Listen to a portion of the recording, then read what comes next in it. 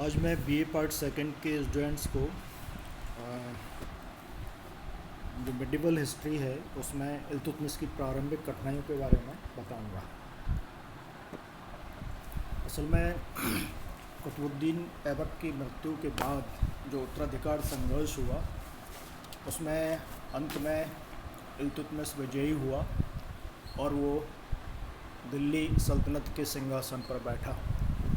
जब वो सिंहासन पर बैठा तो उसके सामने बहुत सारी कठिनाइयाँ थी और वो कठिनाइयाँ कौन कौन सी हैं।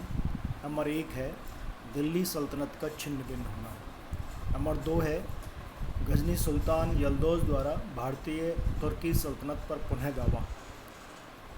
तीसरी जो समस्या थी लखनौती में अली मर्दान द्वारा स्वतंत्रता की घोषणा। चतुर्थ थी राजपूत राज्यों द्वारा स्वतंत्रता की घोषणा और अंतिम है तुर्की सरदारों द्वारा विरोध। गद्दी पर बैठने के बाद इल्तुतमिश को भयंकर आंतरिक कठिनाइयों का सामना करना पड़ा। उसके राज्यारोहण के समय दिल्ली सल्तनत लगभग छिन्न भिन्न हो चुकी थी। नासरुद्दीन कुबाचा ने जो उच्च और मुल्तान का शासक था आराम शाह और इल्तुतमिश के पारस्परिक संघर्ष का लाभ उठाकर लाहौर पर अधिकार कर लिया।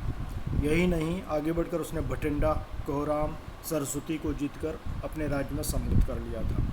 मौका मिलने पर वो दिल्ली पर भी अधिकार करने की चेष्टा कर सकता था। इसी तरह से गजनी के शासक ताजुद्दीन यल्दौज ने पुनः समस्त भारतीय तुर्की सल्तनत पर अपना दावा करना प्रारंभ कर दिया।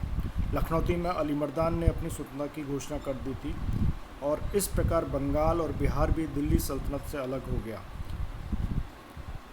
जो राजपूत राज्य थे वो भी अपनी स्वतंत्रता की घोषणा कर रहे थे।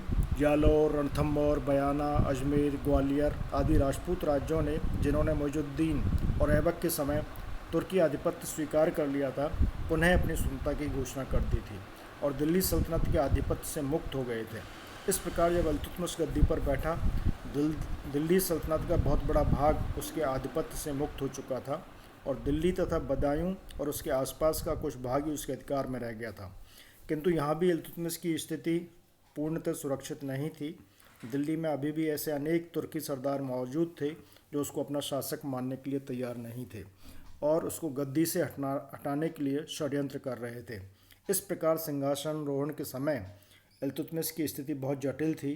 किंतु इन परिस्थितियों पर इल्तुतमिश ने बड़े धैर्य, साहस और बुद्धिमत्ता से मुकाबला किया और उसने न केवल दिल्ली सल्तनत को नष्ट होने से बचा लिया बल्कि उसकी नींव को बहुत हद तक मजबूत भी बना दिया। इन कठिनाइयों पर उसने कैसे विजय प्राप्त की ये अगले